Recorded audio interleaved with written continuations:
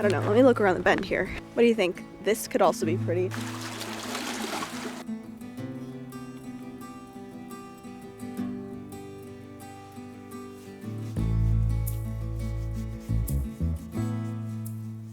All right, we're just getting right on in with this one. Same clothes, different day. I only brought one pair of painting clothes with me on this trip. So today I'm looking for waves, I'm looking for rocks, maybe a lighthouse, but I did do one for our last video, so I don't know if I need one of those, but I just wanted to get right into going and finding a spot, and so that's what we're doing. I'm in the car, I've got my stuff put together. It's a bit cloudy today, so no sunshine, but at least it's not raining. It rained all day yesterday, which is why I wasn't able to go out, and it rains basically the rest of the week, so this is my window to get another one in. So let's go do some plein painting. I'm not gonna lie, I was hoping for a little bit more drama, but the water is super still today. There's some really beautiful rocks down here that have like tide pools and things. I don't know, I might have to go to the lighthouse. There's a lighthouse down the way that would be a good subject if the water's not dramatic. I mean, it's still so beautiful, but cloudy day, so the sky's not very interesting. Calm day, so the water's not very interesting. Grass is always a beautiful color, but I don't want this video to be the exact same as the last video where I'm doing, I mean, it's gonna be similar. I'm in the same place, and I mean, not the same place, on the same island. So they'll have this similar flavor. I could do, you know what? I could do something like this. That has some visual interest to it. You have this like fence kind of coming up here, and then the rocks have such beautiful moss, and then the trees with the red berries. I don't know if you can see them. And I did say I wanted to do a madrona tree at some point while I was here. And then you just have a hint of the water. I don't know, let me look around the bend here. See, this is pretty too. This is where we go whale watching. I'm not gonna lie though, I haven't seen them in years, although I've heard that they're supposed to be more active this year than others. It's not windy at all today. What do you think? This could also be pretty, with the cliff sides right there, and then this other madrona tree. I don't know.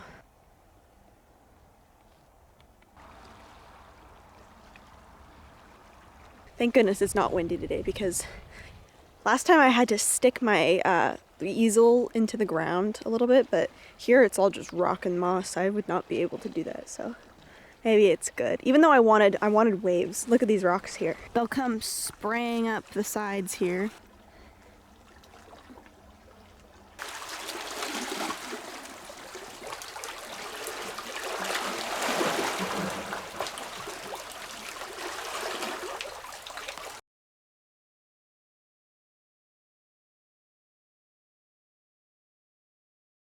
I think I'm gonna go get my stuff and set up.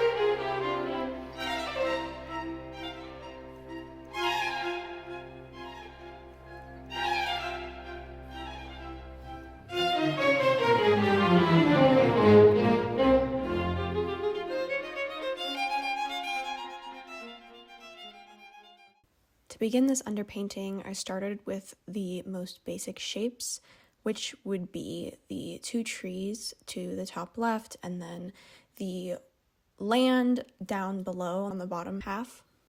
I wanted to attempt to properly lay in the values for this painting, so I spent a little bit more time making my underpainting darker. I feel like I just need to start off with saying that madrona trees are meant to be painted. They are just built of these amazing shapes.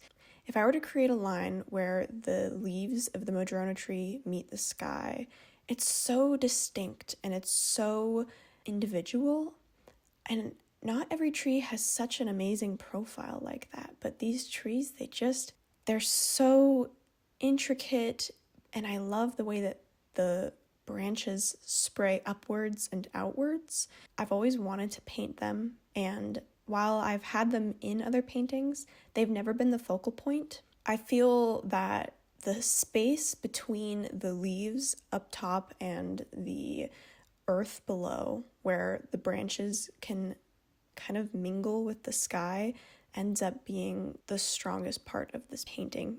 I spent a lot of time mixing my paint colors, trying to get the right value in for each color. The way that I would do this is I start with the base color for whatever I'm trying to create. So like with the moss, I know it's green, so I'm gonna mix some blue and yellow together, and then I lift my brush up and then I compare it to the moss that's in front of me, and if there are any tweaks that need to be made, I add a little bit of yellow in, or I add a little bit of white in, or blue, or so it's a lot of observation. There's something to be said about choosing your composition. I know that sounds very obvious. Obviously, as an artist, you would want to take time in picking your composition, and trying to be mindful about the shapes that you'll be painting and the focal point or the leading lines. I feel like this painting in particular, I really am satisfied with the composition, and I didn't have a hand at all in creating this composition. Obviously, the trees grow right on top of the rock in that specific way, and the rock slopes down to the water, and it creates these wonderful shapes. The trees kind of create this more rounded oval shape that juxtaposes the sharpness and the bluntness of the branches of the tree beneath. So you kind of have the leaves as one shape, the branches of the tree is a different kind of texture, the fence is made up of these straight, long lines, and then you go back to this more rounded, bulbous kind of texture for the moss and the rocks below. And together, there's this push and pull that I really enjoy between the different shapes, textures, and lines that come together in this painting in a way that I feel makes it a strong painting. Just what is already there, what I already found once I got there was enough to create a strong composition. One part of painting this painting that I really enjoyed was that my dad and my brother came to visit me as I was out in the field. So they came and popped their heads in, and we chatted they were there for quite a long time, actually. I was surprised. I mean, not surprised. They are very intentional, but it was cold, and I know my brother wasn't necessarily dressed for the cold fully, so but they sat with me for a very long time, and I appreciated their company. I'm not used to having people to talk to when I'm painting, so it was quite a nice change. And actually, as I was painting this painting, it was so still outside, not in an unnerving way, but in a peaceful way. Everything was quiet, and I could hear the waves, but the lapping was very subdued. The wind was non-existent, and so there was not even rustling in the trees. There wasn't crashing of the waves. It just was so peaceful. It was unlike any other time I think I've ever been to this specific location. Usually it's windy or it's dramatic in some way. And today when I showed up, I was a little bit worried that I wouldn't be able to capture something as interesting as I was hoping that I'd capture in this specific location. The stillness ended up being the most interesting part of painting this painting. And I didn't listen to anything. Oftentimes I'll listen to music or an audiobook or a podcast or just something to pass the time in my head. But this time I chose to just sit in the silence and appreciate it. The silence outdoors is different from the silence when you're inside. I feel like the silence when you're inside is very man-made.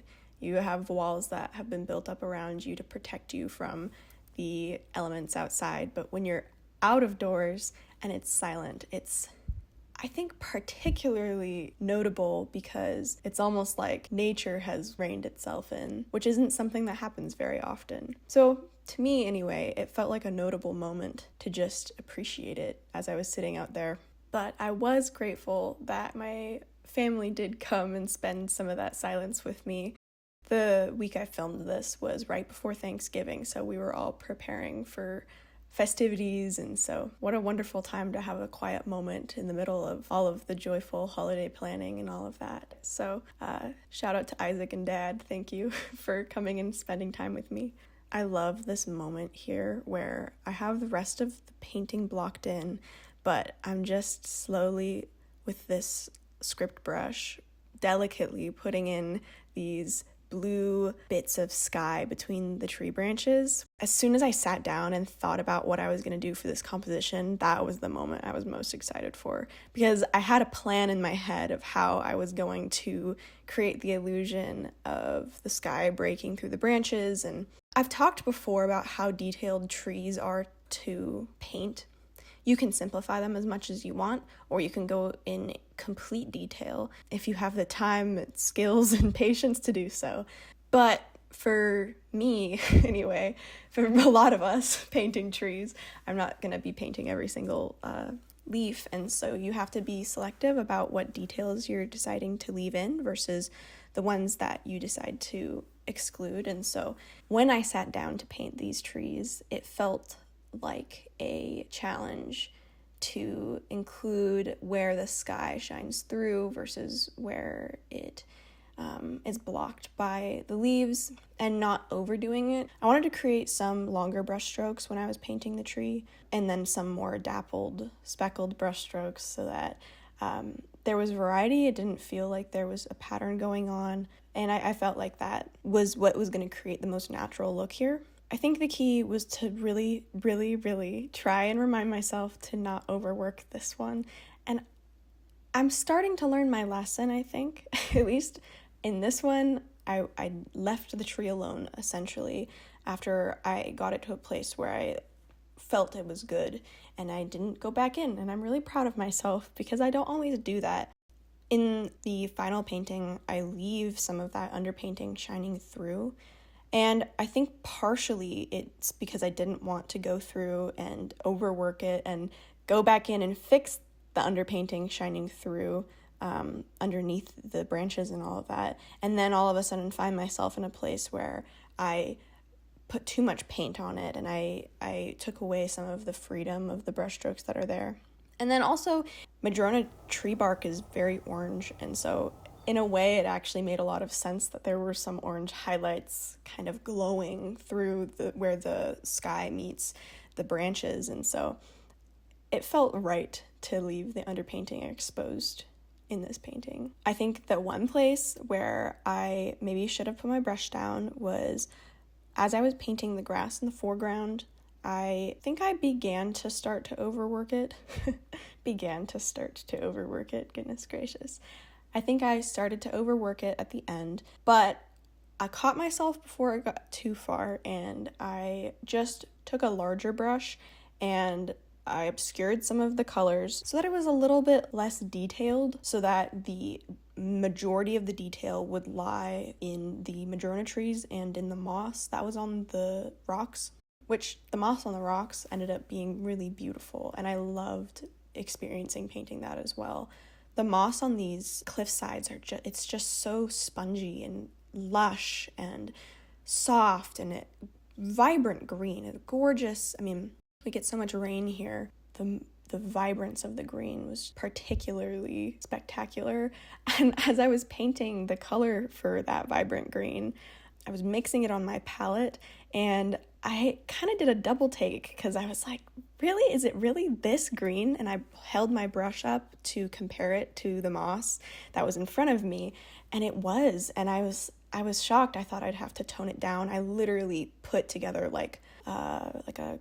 was like a cadmium yellow light, or like a Hansa yellow, like bright yellow, and then in my ultramarine blue, and I didn't have to tone it down at all. Like, that was just the color that it was, and I was quite surprised by that. But there you go, that's just how vibrant the moss was in real life, and I felt like it created this extra special moment. All right, here is where I lift my brush and finish the painting. I actually did finish this painting out in the field completely. I haven't changed a thing about it. So I'm gonna pack up and then we can move on to the reflection portion. This might be my favorite en plein air painting I've ever done, which is wonderful because honestly, I was a little worried that today's painting would be boring given how gray it is outside. But I think there's something really beautiful about this, so I'm gonna clean up and then we can chat about the final product.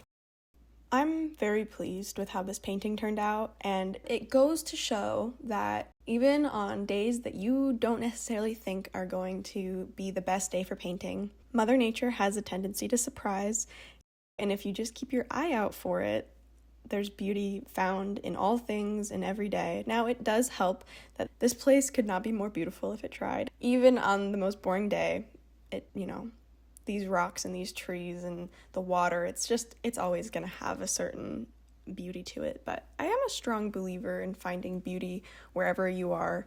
Right now, as I'm recording this, I'm looking at my hydrangea bush that's behind my garbage can, and it's still holding out somehow. The hydrangeas on it, they're still blue. Not nearly as blue as they were in July and August, but somehow it's December 3rd and they are still blue, and they are juxtaposed with my recycling bin and my garbage bin out in my front lawn. I think that finding beauty in all things really comes from a place of just being grateful for what there is, There are little moments everywhere that are worth capturing, and so I really appreciate that about en plein air painting. And I feel like while this is in an extremely gorgeous place, it was not on the prettiest of days, and I think that it surprised me, and I don't know how it surprised me, because I think that I follow the philosophy of that everywhere could be beautiful if you just know how to look at it. But still, it surprised me how much I really enjoyed sitting for this painting, and just the experience of appreciating the silence, the experience of chatting with my family members, my loved ones, and then taking the time to observe and pay attention to the elements that are going to make a strong composition. That was an extremely enjoyable part of this. It almost, because it was so cloudy and because the water was so tamed, I was forced to really take a step back and think about what would make a good composition, and not just choose the easy button. Oh, the mountains are gorgeous and the clouds are super dramatic, I'm gonna paint that. It kind of forced me to take a look around and figure out which composition is going to be the strongest, because all of the normal things I would turn to aren't really there. And then I found these trees and I found these rocks, and I've always loved these trees and these rocks, but I had to observe them in a different way, find the things that were spectacular about them, like the color of the moss, or the place where the sky meets the leaves, or how the sky breaks through the branches, and all of these little tiny intricate places, and how was I going to paint that? And sitting and trying to step by step create a plan for myself of how I was going to capture all those things, that was extremely enjoyable. And so I'm very excited about this painting. I feel like if I'm to sit and actually talk about the particular elements physically of this painting that I enjoy, I think that the colors ended up being very beautiful. Even though the moss was made to be extremely bright, it doesn't feel like an extremely bright painting. And maybe it's just because I selected one color to be the most saturated, most bright out of all of the colors, and so it still somehow feels like a neutral painting, which I enjoy personally. I feel like there's a good balance of elements in this painting. On the top half, you have the rounded shape of the branches and leaves, and then on the bottom half, you have the rounded shape of the boulders and bushes, and so they kind of mirror each other, even though they're not the same.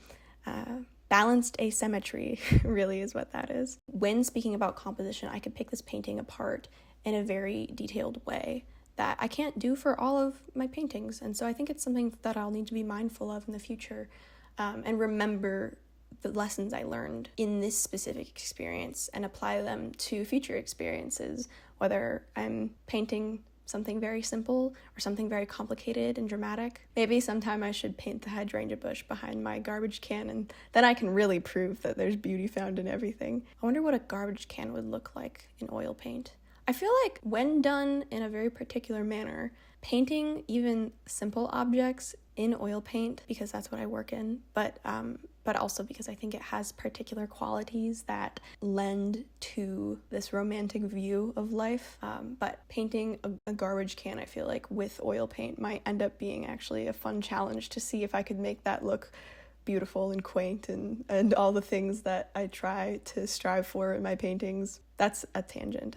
This is the recording of side tangents, so I hope that you enjoyed sitting and painting with me today. I know I had a great time. I'm so grateful that you're here and engaging in art with me. It's truly very meaningful to me to be able to share my process with people, just like how it was meaningful to have, my dad and my brother come sit with me and engage in my work and just in conversation with it and with me. So thank you for taking your time out of your day to sit and paint with me. If you enjoyed this video, don't forget to like, comment, and subscribe, and I will see you in the next one. We just wanted to say Happy Thanksgiving, everybody. Or you can subscribe. Yeah. I'm putting that in, I hope Like you know. and subscribe.